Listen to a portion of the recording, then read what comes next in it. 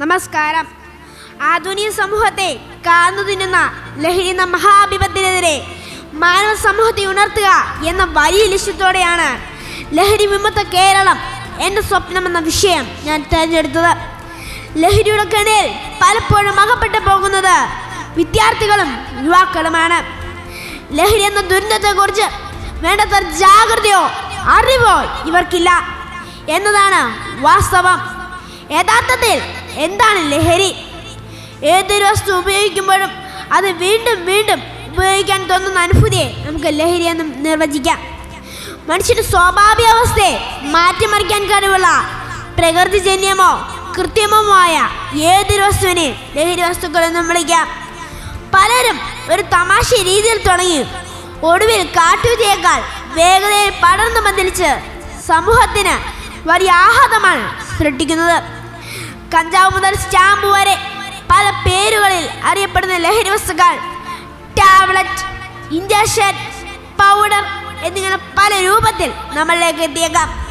ആഘോഷ പരിപാടികളിലോ മറ്റേതെങ്കിലും സന്ദർഭങ്ങളിലോ നിങ്ങളുടെ സുഹൃത്തുക്കൾ ഇത്തരം ലഹരി വസ്തുക്കൾ ഉപയോഗിക്കാൻ നിങ്ങളെ നിർബന്ധിച്ചുമെന്നും വരാം. ഒരു പ്രാവശ്യം അവയുടെ വലയിൽ അകപ്പെട്ടു പോയാൽ ആ വല ഭേദിച്ച് പുറത്തു കടക്കുക അത്ര എളുപ്പമല്ല.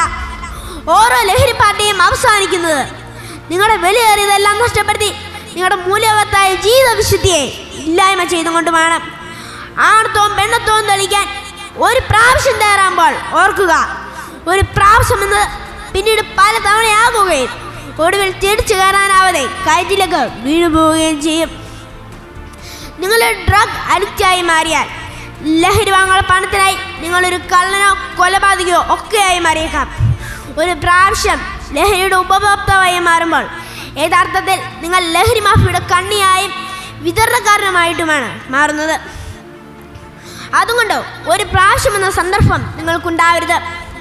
കാലിൻ്റെ അടിയിൽ ചുവപ്പ് മാറാത്ത ബാല്യങ്ങളുടെ ചുണ്ടിനടിയിൽ പോലും ലഹരിയുടെ കറുത്ത കഷ്ണങ്ങൾ കാണുമ്പോൾ നമുക്ക് ചങ്കിടിപ്പ് കൂടുകയാണ്. ഇവിടെയാണ് കവി അയ്യപ്പൻ്റെ ഈരടികൾ ഞാൻ ഓർത്തു പോകുന്നത്. കരൽ പങ്കിടാൻ വയ്യൻ്റെ പ്രണയമേ പകുതിയും കൊണ്ടുപോയി ലഹരിയുടെ പശുക്കൾ. കരൽ കാർന്നു തിന്നുന്ന ലഹരി ഉണ്ടാക്കിയ നഷ്ടബോധം. നമ്മുടെ രാജ്യത്തിൻ്റെ ജാലശക്തികളാകേണ്ട യുവത്വങ്ങൾ പതഞ്ഞു പോകുന്ന ലഹരി ഉടഞ്ഞു പോകുമ്പോൾ നാം എങ്ങനെ കണ്ണടിച്ചിരിക്കും? രാഷ്ട്ര നിർമ്മാണത്തിന് സജ്ജരാവേണ്ട യുവതലമുറയെ ലഹരിയുടെ അടിമത്തത്തിൽ നിന്ന് മോചിച്ച് നേർവഴിക്ക് നടത്താൻ 2016 രൂപം കൊണ്ട ഒരു പ്രത്യേക പദ്ധതിയാണ് വിമുക്തി. വിമുക്തിയുടെ ആപ്തവാക്യം ജീവിതം തന്നെ ലഹരി എന്നതാണ്.